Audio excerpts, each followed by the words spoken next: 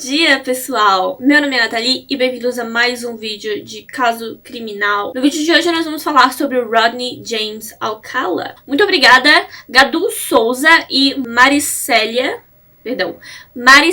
Moreira, por terem sugerido o caso de hoje. Se você que tá assistindo tem algum caso que você gostaria que eu falasse sobre, por favor, coloque nos comentários. Como sempre, antes de começar, eu gostaria de dizer que eu não quero ofender ninguém com as coisas que eu falo nesses vídeos de caso criminal. Eu faço esses vídeos por motivos educacionais, para que esses casos fiquem mais conhecidos e esses assuntos sejam mais discutidos. E, como sempre, eu também vou indicar os gatilhos para essa história, ok? Abuso sexual, abuso infantil e estrangulamento. Rodrigo Jacques Alcala Bucuá nasceu no dia 23 de agosto de 1943 em San Antonio, no Texas, nos Estados Unidos. Seus pais eram Raul e Ana Maria, e ele tinha também duas irmãs. Quando ele tinha 11 anos de idade, a família vivia no México e o pai dele resolveu abandoná-los. Então, a mãe resolveu levar os filhos para Los Angeles, voltar para os Estados Unidos, e ainda ali na sua juventude foi quando ele começou a usar o nome Rodney James Alcala ao invés de Rodrigo Jacques Alcala,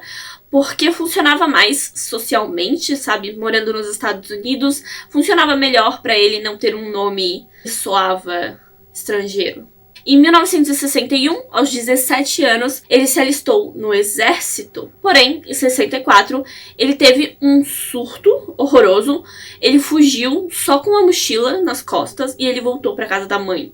Não sabemos como, mas ele simplesmente fugiu e voltou para casa da mãe. E depois disso, ele foi avaliado pelo psicólogo do exército e diagnosticado com um transtorno de personalidade antissocial, que fez ele ser dispensado do exército por motivos médicos. Então, ele foi estudar artes na Universidade de Los Angeles e tudo ia muito bem. Ele tinha um enorme interesse por fotografia e andava por aí com a sua câmera tirando fotos de todo mundo, mas ainda não usando a câmera para coisas que ele ia usar no futuro. Rodney se formou em 1968 e no mesmo ano ele foi visto atraindo uma menina de 8 anos para o seu apartamento em Hollywood. E a polícia foi chamada. Eles arrombaram a porta do apartamento e encontraram a menina deitada de barriga para baixo, coberta de sangue. Rodney tinha estuprado e atacado a menina com uma barra de metal. A emergência foi chamada, a menina sobreviveu e o Rodney fugiu. O nome dessa menina foi revelado, era Tali Shapiro, e ela foi levada por ele quando saía da escola. Ela disse que não podia conversar com estranhos e tentou ignorar ele, mas ele disse que era amigo dos pais dela. Então ela acreditou nele, entrou no carro, foi atacada no apartamento dele.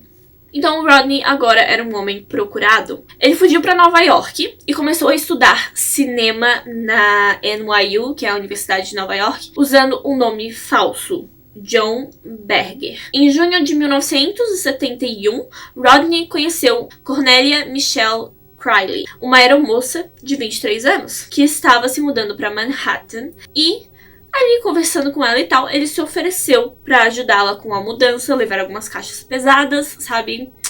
Cornélia foi encontrada morta no seu apartamento naquele mesmo dia. Ninguém suspeitou do Rodney até o ano de 2011. E nós já vamos falar sobre isso depois. Ainda em 71, ele conseguiu um emprego num acampamento para crianças, mais uma vez usando o John Berger, o nome falso. E no mesmo ano, duas crianças daquele acampamento viram uma foto de procurados do FBI e reconheceram o Rodney e conseguiram ligar para a polícia e dizer que achavam que ele era um dos responsáveis ali no acampamento. Elas chamaram a polícia e elas estavam certas. Ele foi preso, porém, por ser menor de idade, a menina que ia testemunhar, sabe, a primeira vítima dele, não podia testemunhar contra ele sem a permissão dos pais. E os pais dela não queriam que ela participasse disso, não queriam que ela tivesse que falar com ele, vê-lo cara a cara, sabe? Então eles não permitiram que ela testemunhasse contra ele.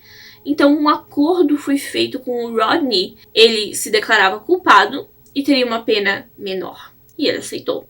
Ele teve 1 ano e 5 meses de prisão apenas e foi liberado.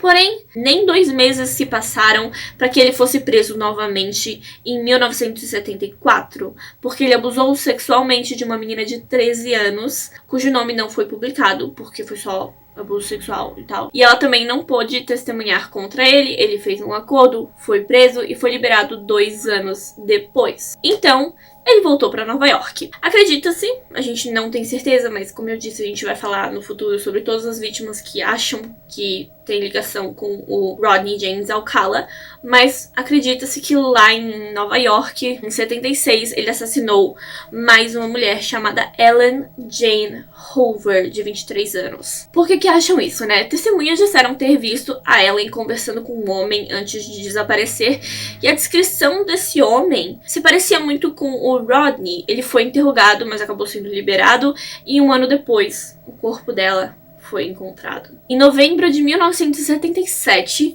o Rodney assassinou Jill Barkham, de 18 anos de idade, e 1 mês depois ele matou Georgia Wickstead, de 27 anos de idade.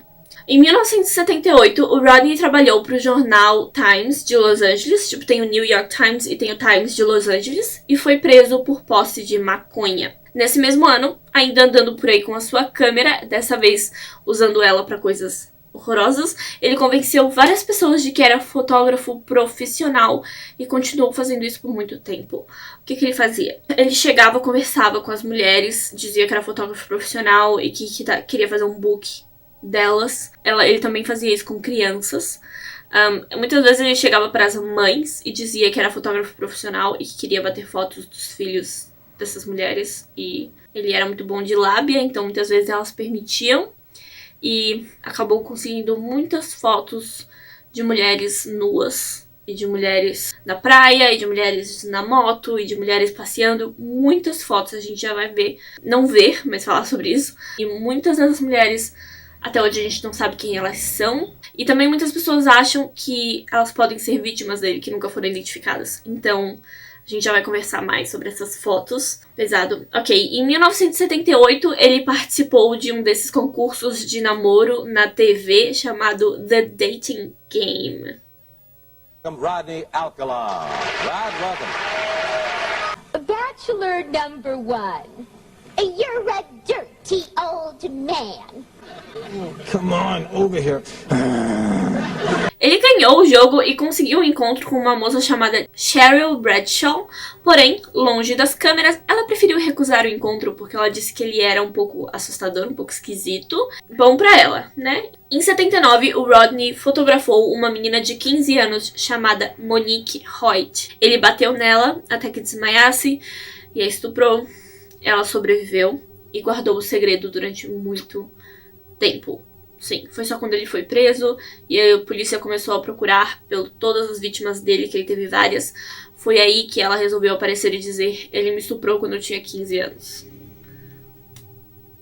Também em 79, no dia 20 de junho, uma menina de 12 anos chamada Robin Samson desapareceu a caminho da sua aula de balé. Os amigos dela disseram que tinha um homem esquisito perseguindo eles na praia e tentando tirar fotos da menina, né, da Robin. E um retrato falado foi feito do tal fotógrafo. O corpo da Robin foi encontrado 12 dias depois do seu desaparecimento em Los Angeles. E um dos policiais viu o retrato falado e pensou que se parecia muito com o Rodney James Alcala. E ele foi, sim, considerado suspeito e foi colocado na lista de procurados novamente. Numa busca na casa da mãe do Rodney, policiais encontraram recibos para um armário alugado na cidade de Seattle. Eles foram lá, viram esse armário e lá eles encontraram os brincos da Robin, assim como muitos objetos, incluindo fotos. Muitas fotos, aquelas fotos que eu falei, né? Na época não tinha como manter um HD, né? Tinha que revelar todas as fotos. Então, 120 dessas imagens foram publicadas. Acredita-se que essas podem ser as vítimas dele, como eu disse, pessoas que ele matou, estuprou ou simplesmente bateu fotos. Mas como muitas dessas mulheres não foram até a polícia dizer: oi, sou eu que está nessa foto, eu estou bem, eu estou viva, ele não me estuprou, ou então algumas já foram até lá e disseram: ele me estuprou quando eu fui bater foto com ele, sou eu nessa foto. Então tem em vários sites todas essas fotos de todas essas mulheres. Eu vou colocar um link na descrição do vídeo pra quem quiser ir lá e olhar. Vai que você conhece a pessoa, vai que você mora nos Estados Unidos. Eu sei que eu tenho vários seguidores que moram nos Estados Unidos. Se vocês quiserem ir lá e dar uma olhada, eu vou deixar o site na descrição do vídeo. Bom, Rodney Alcala foi preso e julgado em 1980. Ele foi considerado culpado e sentenciado à pena de morte. A Suprema Corte resolveu mudar a sentença dele em 86, quando foi julgado novamente, e ele foi sentenciado à morte de novo. Mas essa sentença foi revogada novamente em 2003, enquanto tentava encontrar novas evidências contra o Rodney James Alcala para que ele pudesse ser julgado novamente. Uns investigadores encontraram o DNA dele. É uma coisa que eles ainda não tinham pensado em fazer.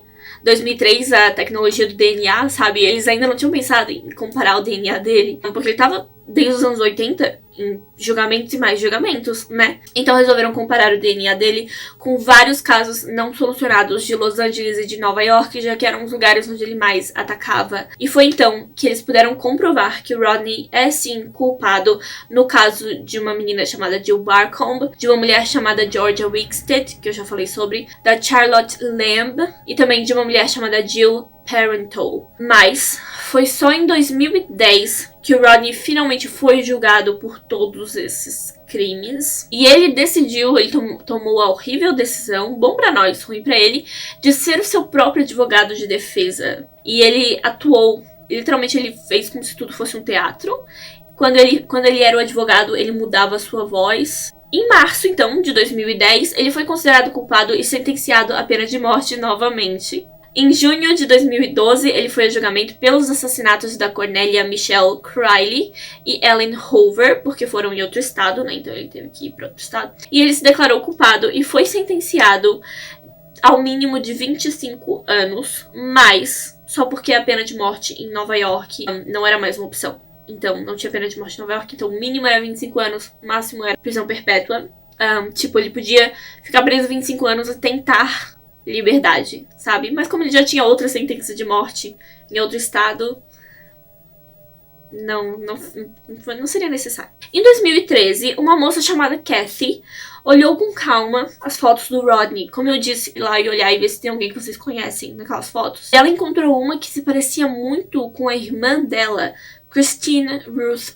Thornton, que desapareceu nos anos 70 e o seu corpo foi encontrado em Wyoming em 1982. Wyoming, outro estado, outro lugar. Acredita-se também, não foi comprovado porque não tinha muita evidência de DNA, que foi o Rodney que matou a irmã da Kathy, a Christine, mas acredita-se que sim, que ele tinha essas fotos dela e bem ali por perto, onde ela andava de moto, ele deve ter matado ela e deixado o corpo lá. Acredita-se também que ele matou uma moça chamada Pamela Jane Lamson, que desapareceu em 77 em São Francisco. E tem várias pessoas, gente. Como eu disse naquelas fotos, tem várias mulheres que nunca foram identificadas. Não sabemos quem elas são, se elas estão vivas, se elas foram mortas por ele. Simplesmente não sabemos. Rodney James Alcala continua vivo e preso até hoje. Ele ainda não foi morto. E é isso. Obrigada por assistir. Obrigada se você deixou seu like, se você deixou seu comentário, se você se inscreveu no meu canal. Muito obrigada se você compartilha os vídeos com seus amigos. E muito obrigada, Isabela Monteiro, por ser membro do meu canal. Se você que está assistindo gostaria de ser membro do meu canal, é só clicar no botãozinho aqui e você descobre todas as coisas maravilhosas que você pode ter. No momento, algumas dessas coisas maravilhosas não estão acontecendo, porque eu ainda não consigo, o que me deixa muito frustrada, mas tudo bem, vai dar tudo certo. Um dia eu chego lá. Muito obrigada por assistir até aqui e eu vejo vocês no próximo vídeo. Tchau!